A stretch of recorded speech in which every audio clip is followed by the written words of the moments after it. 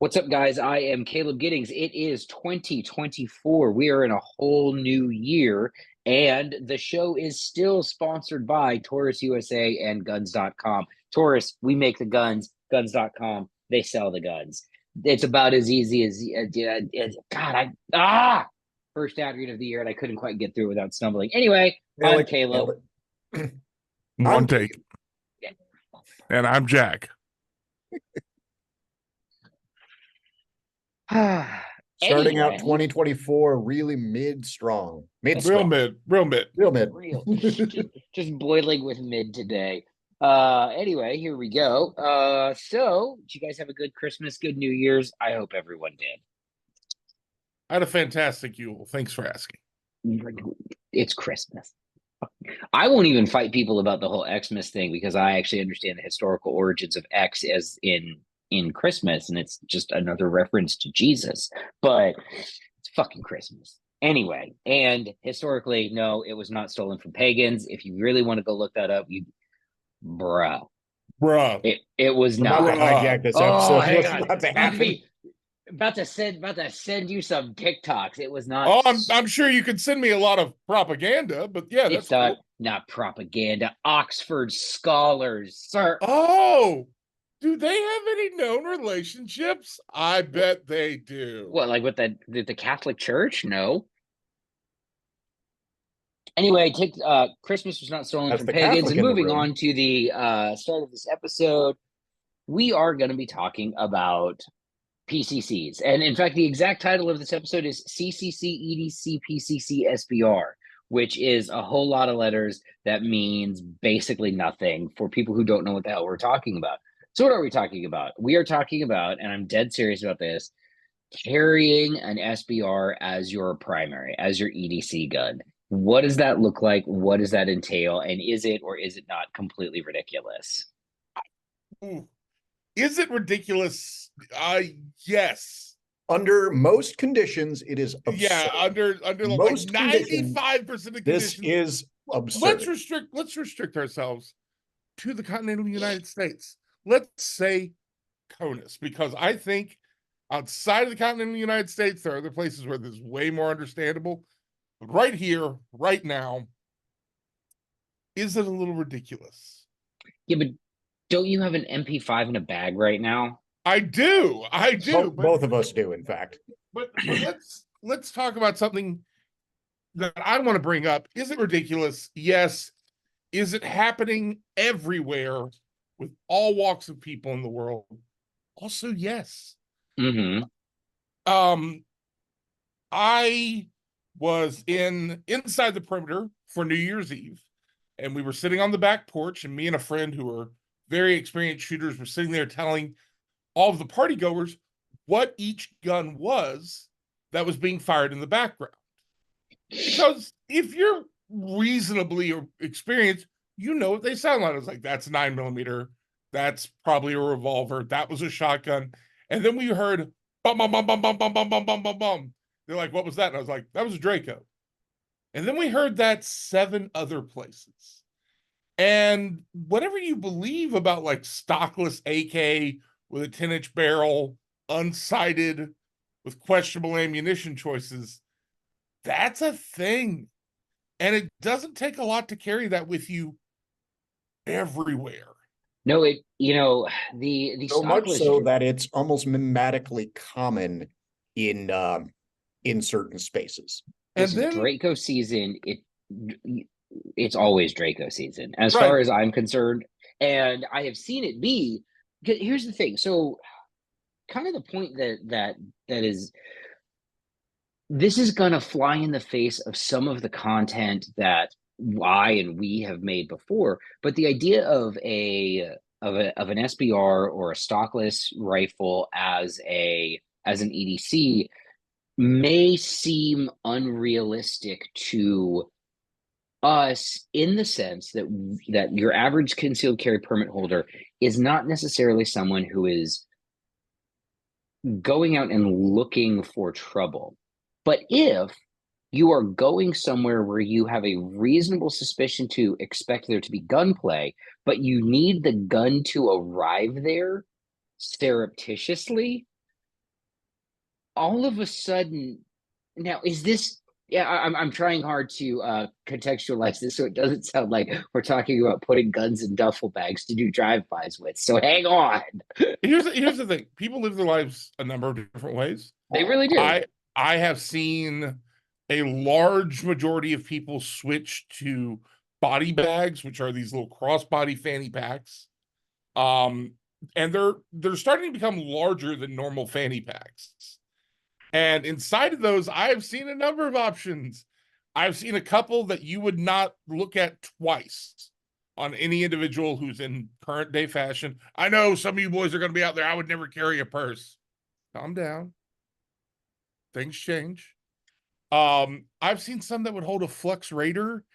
And if you told me my options for defending myself were a Flux Raider or a G48, I would like the Flux Raider, please. That's 43 rounds of 9mm on the gun. Yeah. And in a 3-point stabilized system. Right. And with a red dot and 3 points. I like how you say that, Keith. I'm going to use 3 points instead of stocked from now on. 3 points stabilized. And 3 points stabilized. And in a world where the chances that the person on the opposite side of you has a Glock with a switch or a drop-in auto sear, which are coming in bulk, man, the number of sears that I am seeing getting taken off the streets or just being, mag dumped on TikTok. By the way, guys, do you want to watch people do crimes in real time? TikTok. I don't know. A lot of crime on TikTok. The TikTok algorithm is really bad at, or really good, depending on how you want to look at it, at just feeding me content of people shooting definitely illegal Glocks with auto sears. They don't know the difference between like Bubba shooting a G21 in his backyard and 2 dudes with full auto Glocks in an alleyway. Like they have no idea. Wish.com I guess you like these. And has made the machine gun manufacturing space very interesting the last few years. And thank you, Wish.com.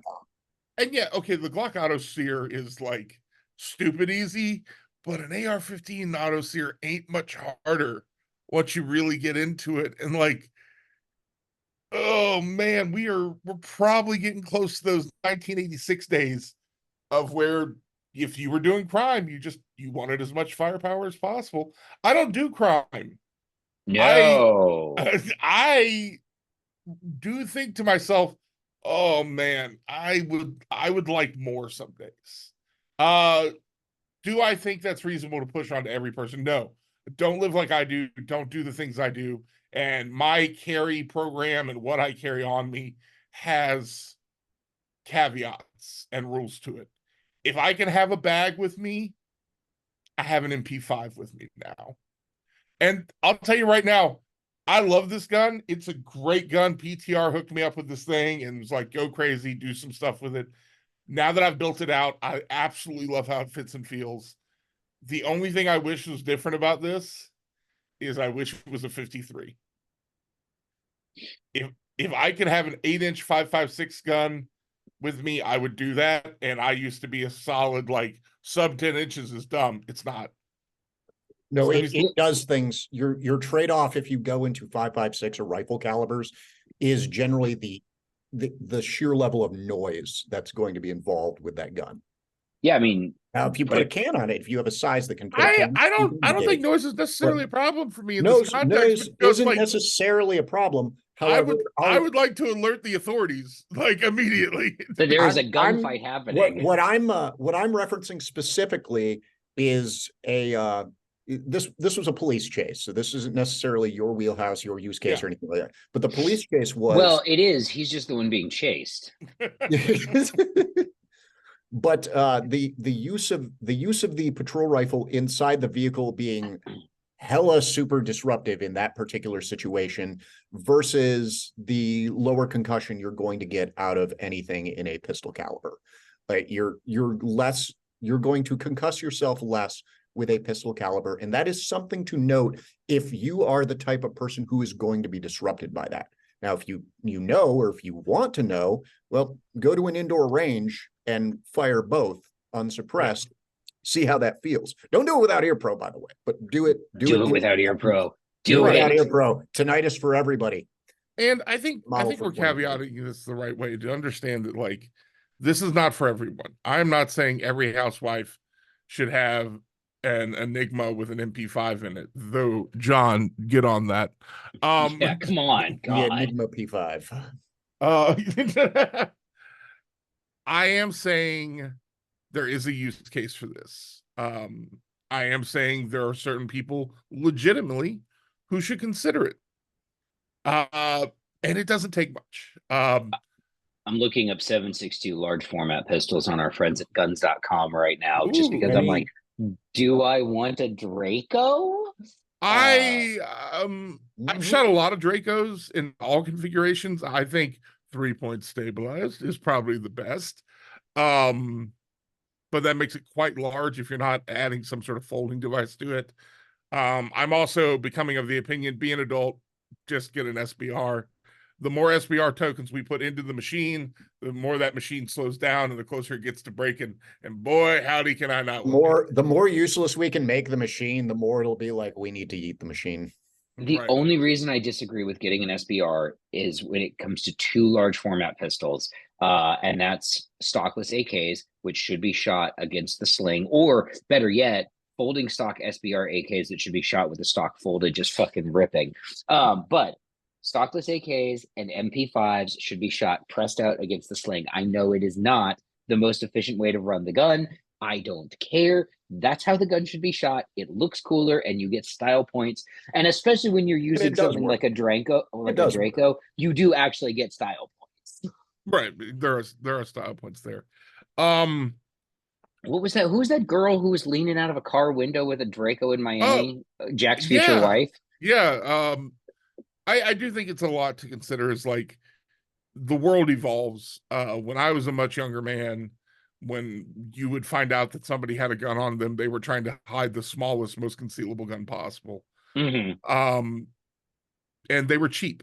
I'll also say that, like, I remember, like, 9 times out of 10, the best gun you would find out on the street would be like a Glock, and that meant like, ooh, that guy's a high-end dude. I see. Or you would occasionally meet somebody who was carrying like a legitimate Colt Commander, and you're like, right, sir, how many people have you killed? Right. So like there were people out there that did have that. I remember one guy in particular who had a Atlantis, is that how you pronounce it? Atlantis, a leather shoulder holster with a Colt Commander in it, and I was like, oh wow, you're a real dude. But that's not the same anymore. I've seen Zev Glocks out on the streets in abundance. I've seen a number of 1911s. I've seen a lot of MMPs. Anytime your local constabulary changes guns, a lot of times those cheap firearms get processed through your local stores.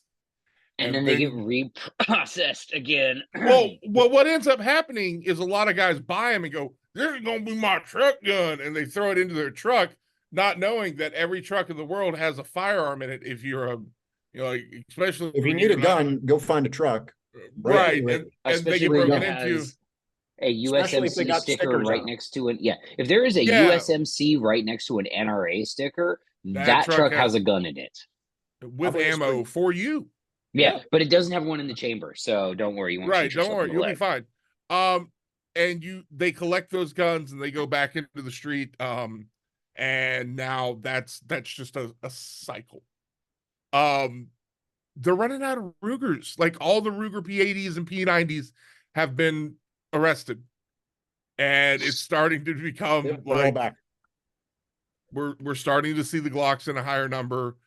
We're definitely seeing Dracos everywhere. We're seeing AR-15s. If I recall correctly, Glock was the #1 most recovered at crime scenes handgun last year. Or not last year. The last time there was the last 5 years.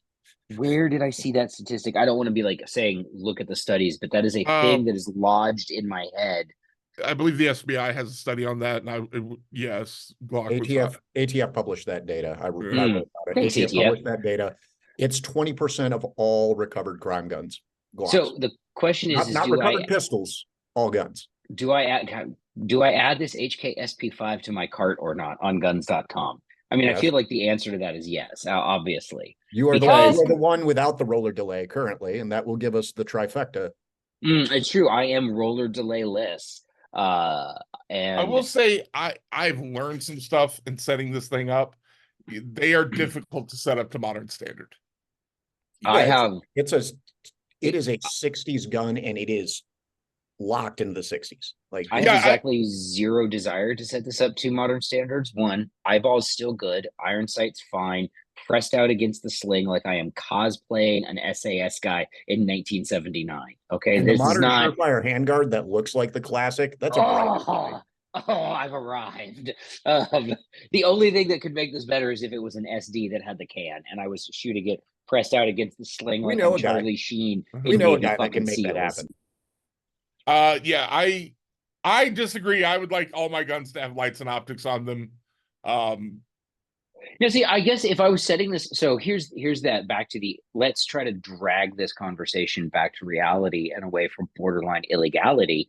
And if I were to set up a PCC as essentially a truck gun, right? Like, so let's say Yeah, that I'm that's what gonna we're have talking. this, right? If Backpack I'm blaster. I like a the term backpack a blaster. backpack blaster, something that is lightweight and portable and fits in a gym bag, I would have already done that because I've got my Aero EPC9, which has a light and an optic and a laser and all of those other modern features on it that I think would be very, very valuable. But if I'm buying something like an HKSP5, it's for cosplay. Like, I understand that that is a 60s gun, and I am perfectly happy to live in the 60s with it. Although, that being said, watching a lot. Oh, but another thing TikTok's bad at is censoring footage from actual war. The number of people I've seen die in Ukraine on TikTok is out of control. But there's also a lot of guns with no optics and lights and lasers on them over there in that. And it's funny. And I read this on Twitter from a mill Twitter account that someone talked about how the democratization of drone warfare has made high-tech rifles slightly less important than they were previously. And I don't know if I entirely agree with that take, but it is I'm interesting to see. gonna It's I'm interesting to gonna see a argue that. guy with an AK with iron sights and no light or laser who's wearing, full-on body armor and a very nice helmet flying a drone. I'm like, out of a trench, mind you, drones and the whole like, hey, it's trench warfare, but also we have drones now. I'm like, this is wild. So I know Ukraine has like a lot of issues getting like modern equipment out there, and like, But they do have a lot of it because they're getting it right. from a lot of sources. Because I've Yeah, seen guys so rocking LPBOs, offset optics, and freaking D-balls and everything. Like there are dudes with very legit modern setups over in Ukraine. right, and then you'll doing see good guys work with like it. 1960 setups. I've also watched Yeah, a those guy guys who are all has in the like Russian army. who has like a Barrett AR-10 with a thermal rig that he sets his camera into. A lot of kill streaks, a lot of UAVs. That guy is. Hey guys, if you want to go watch crime and murder, go to TikTok. Because I can't, like, it's really better body counts than Shakespeare. No, but I haven't seen this much like uncensored combat footage or violence since Live Leak was popping. I mean, helmet cams are cheap. Just helmet cam tucking your iPhone into your front magazine pouch and going to town is cheap. It's pretty wild. Anyway, so back to the gun. So I actually do think that anybody in Ukraine, if they could get their hands on an aim point and a Surefire Scout Light, they would.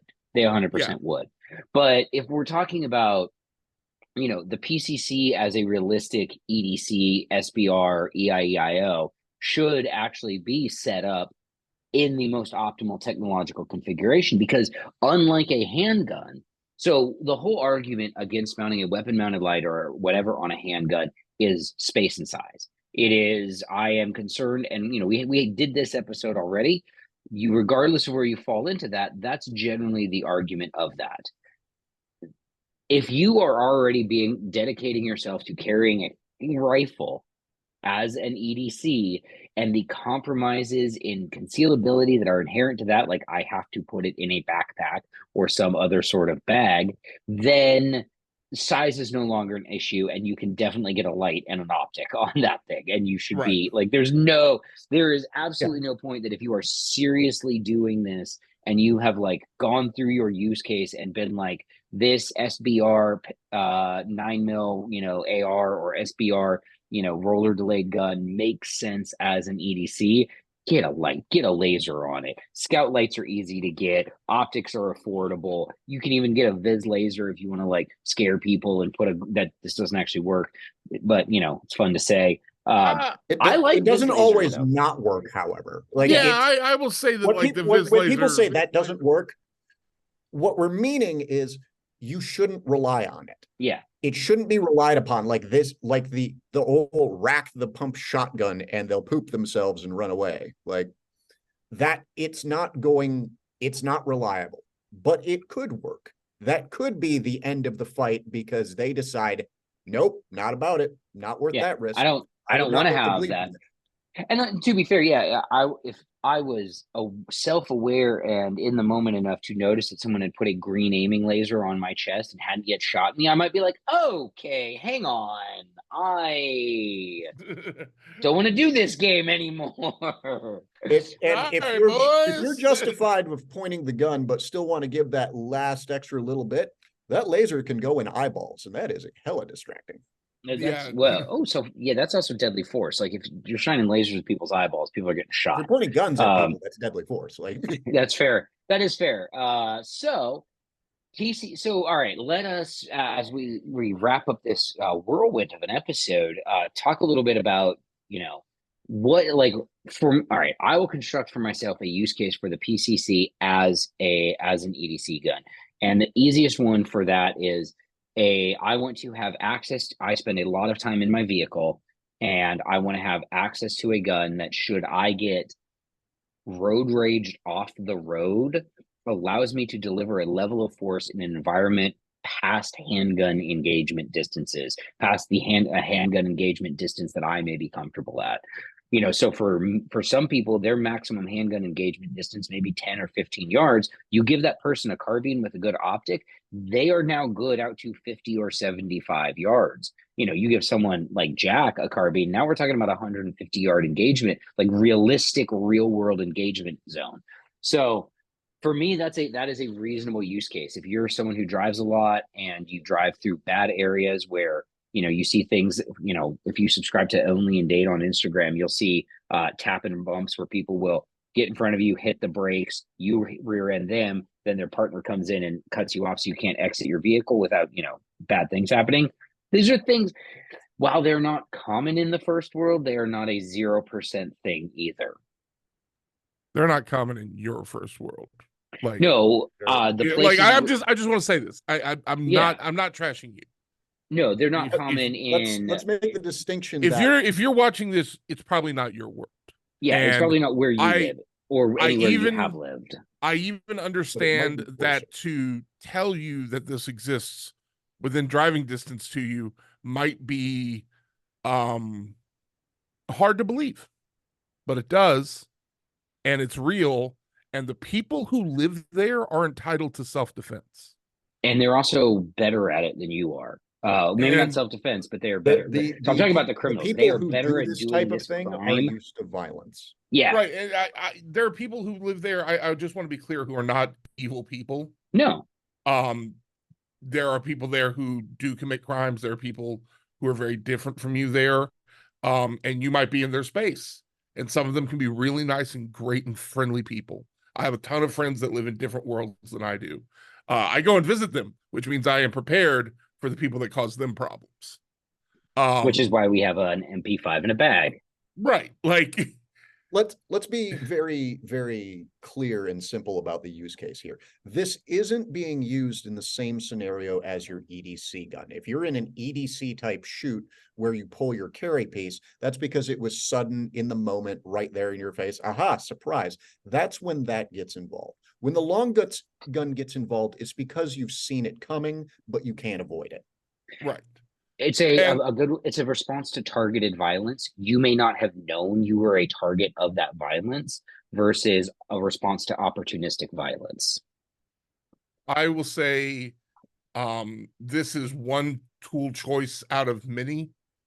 The options exist, everything from AOWs, short-barreled shotguns, AR-15s, AK-47s, additional handguns.